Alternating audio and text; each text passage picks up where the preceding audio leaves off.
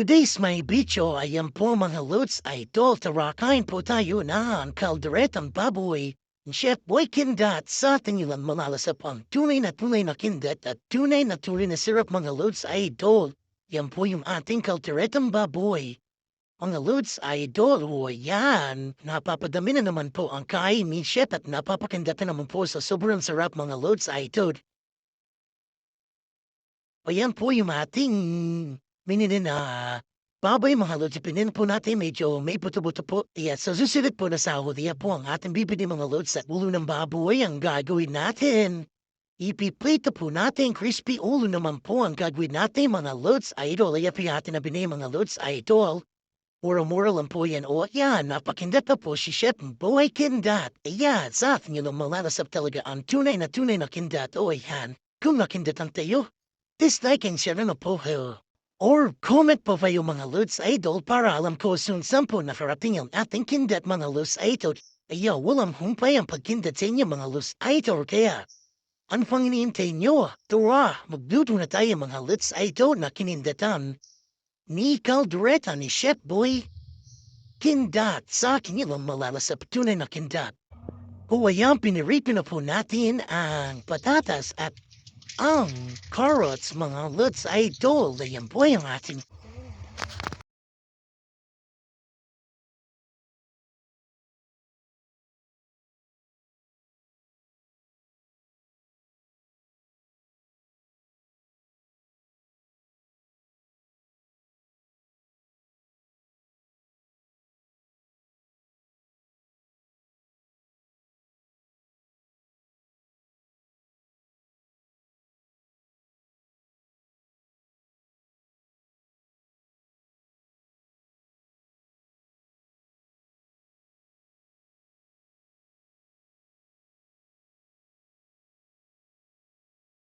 haluin po natin mga Lods Idol. Ayan po yung Reno. Ayan, kumukulo na po mga Lods Idol.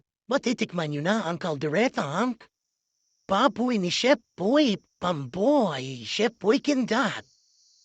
Ayan po yung baboy, kalderetang baboy. Parang pag-ibig ko hindi taboy mga Lods Idol. Ayan po.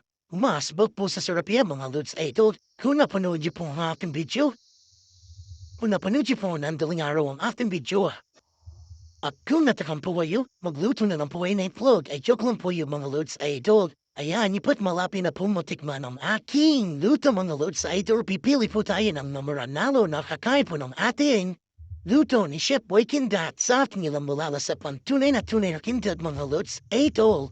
O ayan, kumukulo na po talaga yan mga Lods Idol. Napapakindat pa po si Chef Boy Kindat. Ayan. Sa ating lang talagang malalasap ang tunay na kindat mga Lods Idol. Napakamurang halaga po niya mga Lods Idol.